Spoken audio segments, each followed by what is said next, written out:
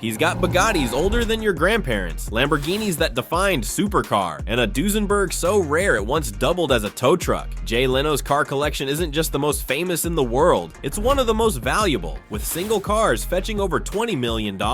And today, we're counting down his most expensive, most iconic, and most unbelievable rides. Number 12, 1931 Bugatti Type 51. When you think of Bugatti today, you probably picture a Chiron or Veyron, but in the 1930s, Bugatti's reputation came from pure racing monsters like the 1931 Bugatti Type 51, and Jay has one in his garage. This particular car started life as a Grand Prix racer and was even driven by Louis Chiron, the same driver whose name now graces Bugatti's modern hypercar. Later, it received a sleek coach-built body in the style of the legendary Type 57 Atlantic, turning it into a one-off blend of raw racing engineering and elegant design. Under the hood is a 2.3-liter supercharged straight 8, good for 200 horsepower, numbers that were outrageous in the early 1930s. It could hit 140 miles per hour, which was almost unheard of at the time. Jay often points out that it's one of the finest sounding engines in his collection, with a high-pitched mechanical scream that puts modern exotics to shame. What makes Jay's Type 51 so special is its history. For decades, the body and chassis were separated, only to be reunited in the 2000s and meticulously restored. It's the kind of car that looks like rolling sculpture, but under the skin it's still very much a race car. Today, Bugattis like this rarely come up for sale, and when they do, prices soar into the multi-million range. Jay's example isn't just rare, it's irreplaceable, a reminder that Bugatti's legacy was built on the racetrack long before billionaires parked Chirons in their garages. Number 11, 1928 Bentley Speed 6.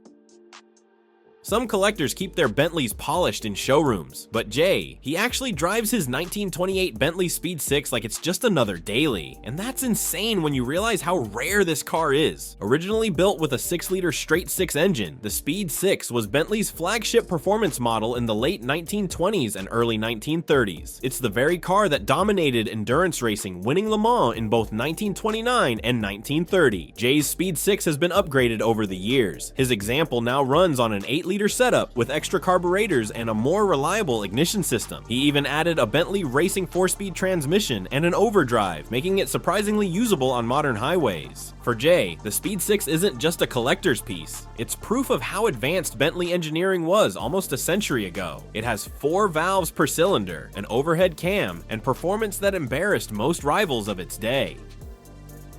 He loves to say that driving this car makes modern cars feel boring because the sheer mechanical drama of piloting a Bentley from this era is unmatched. At rallies, Jay often shocks crowds by pulling up in his Speed 6, leather cap and goggles included, then hopping out to explain why it's one of his favorite vintage drivers. It's not the most expensive car in his garage, but it's definitely one of the coolest to see alive on the road instead of locked away in a museum. Number 10, 1913 Mercer Type 35J Raceabout. Before Ferrari and Lamborghini defined the supercar, America had the Mercer Type 35J Raceabout, a stripped-down yellow rocket that made everything else on the road look like a horse cart. Built in New Jersey over a century ago, the Mercer wasn't just a car, it was the Enzo of its time. With a massive T-head engine, splash lubrication, and a 4-speed gearbox, this thing could crack 100 miles per hour back when most people were still figuring out how to crank start their Model T. And here's the wild part. In the 1960s, one of these sold at auction for $45,000, which was more than a Duesenberg at the time. For perspective, that's like paying Ferrari money for a car with no tachometer, no doors, and basically zero safety features. But that's exactly why the Mercer became legendary. It was raw, fast, and terrifying. Jay calls it one of the greatest American cars ever made, and he's not exaggerating. His raceabout is painted yellow and black, supposedly a nod to Princeton University, since wealthy dads would buy them for their sons heading off to college. Imagine pulling up to campus in a machine capable of 100 miles per hour in 1913. You'd instantly be the king of the quad. Even today, Jay loves demonstrating the Mercer's simplicity to audiences. There's no roof, no windshield, no frills, just pure speed and guts. He often compares it to the Ferrari Enzo or McLaren F1, saying this was America's first true exotic. Very few survive, and the fact that Jay has one in pristine condition is like holding a piece of living American automotive DNA. Number 9, 2017 Ford GT. From a 1913 barebones racer, let's fast forward more than a century to one of Jay's most prized modern machines, the 2017 Ford GT. This isn't just a car, it's a rolling science experiment that blends Ford's racing pedigree with spaceship-level tech. Jay's GT is extra special. It's the 12th car off the production line and one of only 250 built in the first year. Ford didn't sell these to just anyone. Buyers had to apply, and the company handpicked owners who were true enthusiasts. Naturally, Jay got the nod, not just because he's Jay Leno, but because he also owns a 2005 Ford GT with the exact same serial number. Talk about full circle collecting. Now here's where it gets insane. The base price was already a jaw-dropping $450,750, but Jay went all in on extras. We're talking $25,000 for the 400A package, $15,000 for exposed carbon fiber wheels, $10,000 for black paint with orange racing stripes, and another couple grand for titanium lug nuts and matching orange brake calipers. By the time he was done, he'd spent over $55,000 in options, which hilariously makes this the cheapest car on today's list. The GT's reputation comes from Le Mans, where Ford famously beat Ferrari in the 1960s, and this modern version was built to honor that heritage. With a twin-turbo EcoBoost V6 putting out 647 horsepower, the GT rockets to 216 miles per hour and corners like a race car. Jay loves pointing out how it's not about displacement, it's about clever engineering. For him, the Ford GT proves Detroit can still hang with Europe's best. Number 8, 1967 Lamborghini Miura P400. If one car can claim the title of the first true supercar, it's the Lamborghini Miura. And of course, Jay has one sitting in his garage. But his Miura P400 isn't just any example. It's one of the earliest ever made, a time capsule from when Lamborghini's designers were basically told do whatever looks cool, and the result was a rolling masterpiece. Jay's Miura sat neglected for years with a blown engine until he rescued it. Now, fully restored, it's a reminder of a golden age when cars were bold, beautiful, and completely impractical in the best way possible. With its transverse-mounted V12 tucked behind the seats, the Miura could hit 170 miles per hour in the late 1960s, numbers that even Ferrari struggled to match, and the styling? Pure drama. Low, wide, with those iconic eyelash headlights and a wooden steering wheel that feels more like sculpture than car part. Jay often says this car represents an era when designers had freedom. No regulations, no crash tests, no accountants watering things down, just wild ideas, curves, and horsepower. It's not just a car, it's art you can redline. Even today, people call the Miura one of the most beautiful cars ever made, and seeing one in motion feels like flipping through a 1960s Italian fashion magazine where speed was the only rule. The Miura also has a reputation as the car that made Ferruccio Lamborghini a true rival to Enzo Ferrari. Jay often highlights that drama, a tractor builder turning into Ferrari's worst nightmare with a car that changed the entire industry. To him, the Miura isn't just a car, it's the moment Lamborghini arrived. Number 7, 1932 Packard Twin 6. Every great collection has a first love, and for Jay, that's his 1932 Packard Twin 6. This wasn't just another car purchase, it was the car that sparked his lifelong obsession with classics. He bought it back in the mid-1980s from none other than Phil Hill, the first American Formula One world champion. That alone makes the car special, but the fact that Hill personally restored it before selling it to Jay, that takes it into automotive folklore. Jay has called this Packard his first real classic, and unlike a lot of collectors who lock their early cars away, he actually drove it daily for a while. Imagine seeing Jay Leno rolling through LA traffic in a nearly century-old Packard with a rumble seat in the back. The 12-cylinder engine runs so smoothly it barely makes a sound, almost eerie for a car built during the Great Depression. It's got a vacuum clutch on the steering wheel, adjustable suspension, and craftsmanship that feels more like fine furniture than automobile engineering. For Jay, this Packard represents more than just reliability. It represents an era when American luxury cars could stand toe-to-toe with Rolls-Royce and Bentley. He still says it's one of the most dependable classics in his garage. Proof that sometimes your first real collectible ends up being a lifetime keeper. Jay also loves telling stories about how everyday drivers react to it. While most people might not know a McLaren from a Maserati, they see this Packard and instantly know it's something special. It's a time capsule from an era when made in America meant prestige. Number 6, 2004 Porsche Carrera GT.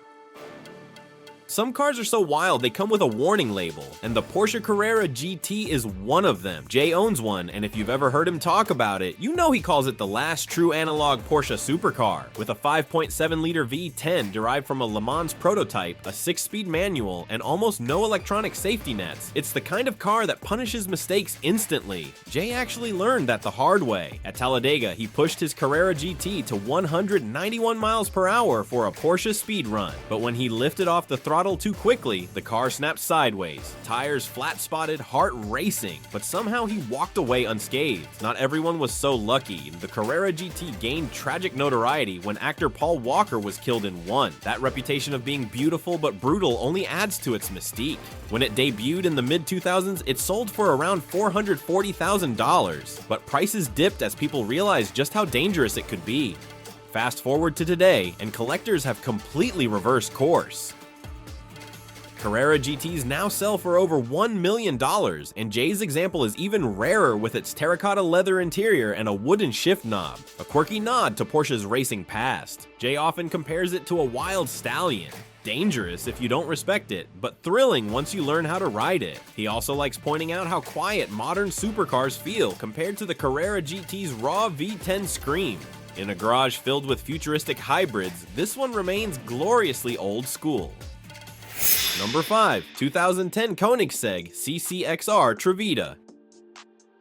When your car literally sparkles under the sun, you know you're operating on a different level of wealth. Jay's 2010 Koenigsegg CCXR Trevita is one of only 3 ever built, and it's coated in something no other hypercar has. Carbon fiber strands infused with diamond dust. Yes, actual diamonds. Forget metallic paint, this car glitters like a $5 million chandelier on wheels. Delivered to Jay personally by Christian von Koenigsegg, the Trevita is about as exclusive as it gets. Underneath its shimmering skin sits a 4.8-liter twin supercharged V8 that can run on biofuel and makes a staggering 1,018 horsepower. That's Bugatti Veyron power, but in a car that weighs almost half as much. Top speed, north of 250 miles per hour, but the craziest part, it passed all 18 US crash tests, meaning this Swedish spaceship is actually street legal. And Koenigsegg's signature Synchrohelix doors swing forward and up in a way that makes even Lamborghini scissor doors look tame, and despite being a hypercar, it has real luggage space. Though honestly, the only thing anyone's packing in this car is bragging rights. Jay loves showing the Trevita off to visitors because it's the kind of car even billionaires rarely see. In fact, Floyd Mayweather owned one, which tells you the type of company you're in with this car. For Jay, it's proof that car collecting isn't just about history. Sometimes it's about owning something so rare, it feels almost mythical.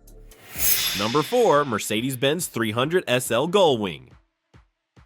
Few cars are as instantly recognizable as the Mercedes-Benz 300 SL Gullwing, and Jay doesn't just own one, he's got multiple. His red Gullwing Coupe is valued at over $8 million today, making it one of the crown jewels of his garage. The Gullwing stunned the world back in 1954 with its futuristic doors and cutting-edge tech. It was the world's first production car with direct fuel injection, giving its 3.0-liter straight-six a then mind-blowing 220 horsepower and a 150 miles per hour top speed. To put that in perspective, most family cars at the time struggled to hit 70. No wonder Elvis Presley and Frank Sinatra bought them. Jay's Gullwing has an especially crazy story. He found it abandoned in a California desert container. No engine, no transmission, and gathering dust. Most people would have walked away, but Jay, he had it fully restored with candy apple red paint, new leather by famed interior builder Tony Nancy, and kept its original gauges and those iconic doors intact. But that's not all. He also owns the oldest surviving Gullwing race car, an aluminum-bodied W194, and even a magnesium-bodied lightweight version weighing just over 2,000 pounds. Both could hit 150 miles per hour in the early 1950s, when airplanes weren't much faster. Jay loves how the Gullwing bridges 2 worlds, a glamorous boulevard cruiser and a Le Mans-bred race car. He often jokes that if you want to know what a McLaren F1 felt like in the 1950s, just drive a Gullwing. It's a perfect mix of rarity, beauty, and pure Mercedes engineering brilliance.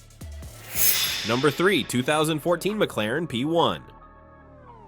When McLaren launched the P1, it wasn't just another hypercar, it was a technological showcase that blended brutal performance with hybrid engineering, and Jay Leno was the very first person in the US to take delivery of one. His P1, finished in striking volcanic yellow, rolled straight into his garage before most people had even seen one in person. Unlike collectors who treat these cars like fragile art pieces, Jay did exactly what McLaren wanted. He drove it hard. Within days, he racked up 800 miles, and McLaren's CEO Mike Flewitt even praised him for it, saying, "I like the fact that owners are driving these things and not keeping them as a work of art." The specs still sound insane today. A twin-turbo V8 paired with an electric motor delivers 903 horsepower, launching it from 0 to 60 in under 3 seconds, with a top speed of 217 miles per hour. It was part of the holy trinity of hybrid hypercars alongside the LaFerrari and Porsche 918, but Jay's refusal to own Ferraris makes this McLaren all the more symbolic. Jay often highlights how the P1 is the bridge between old-school analog thrills and the future of electrification. While most collectors saw hybrids as boring at the time, Jay understood the P1 was different. It proved you could go green and still terrify yourself on the highway. For him, the P1 wasn't just fast, it was a statement that the supercar world would never be the same again.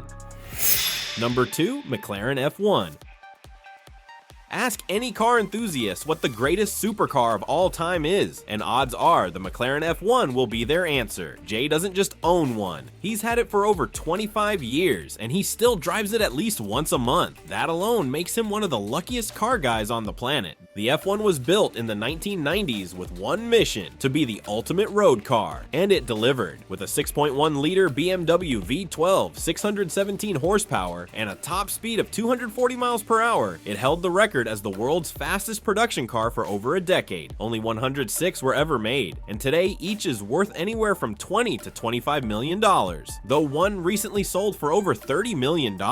Jay's car is extra special because it's completely original, still wearing its factory black paint and even the bespoke toolkit that came with it. The driver's seat is famously centered, with passengers sitting slightly behind on either side, like a jet fighter cockpit, and despite its insane value, Jay actually takes it out on the road, not to show, but just casual drives around Los Angeles. He once turned down a $20 million offer for his F1, which he laughed off because, in his words, "It's not an investment, it's a car I love to drive." That's Jay in a nutshell. While other collectors treat their F1s like crown jewels, he treats his like a favorite toy. Jay often compares the F1 to his beloved McLaren P1, pointing out how the two cars represent two different eras of engineering brilliance. One analog, one hybrid, yet both aim to be the absolute best. In his words, the F1 still feels like a car ahead of its time, even 3 decades later.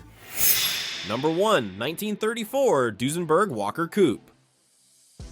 If there's one car in Jay Leno's garage that truly defines one of a kind, it's the 1934 Duesenberg Walker Coupe. Only one was ever built, and today it's valued at around $20 million, making it the single most expensive car in his collection. This rolling piece of art was originally commissioned by Josiah Lilly, heir to the Eli Lilly pharmaceutical fortune. Lilly wanted something that screamed wealth and elegance during the Great Depression, and money was no object. The car was styled by designer Herb Newport with wild, almost aircraft-like details: a V-shaped windshield, hidden door handles, headlights integrated into the fenders, and biplane-style bumpers. Back then, it was so flashy that people literally threw rocks at it on the street. Over the years, the Walker Coupe had a bizarre history. At one point, it was even used as a tow truck, which is almost unthinkable for a car of this caliber. By the time Jay got his hands on it, the car was battered and broken. He waited patiently until a tax situation forced the owner to sell, then poured over $1 million into a meticulous restoration. Underneath the sculpted body sits a straight 8 engine pumping out 265 horsepower, twice as powerful as nearly anything else on the road in 1934. At highway speeds, Jay says it feels like a blade of a knife cutting through the air. And unlike most owners who would keep a car this valuable in a bubble, Jay actually drives it around Los Angeles. The Walker Coupe is more than a car, it's automotive royalty. It represents the peak of Duesenberg engineering, the glamour of the pre-war era, and the lengths Jay will go to preserve history. To him, driving it isn't just about showing off, it's about making sure one of the rarest cars ever built remains alive and in motion, just as it was meant to be.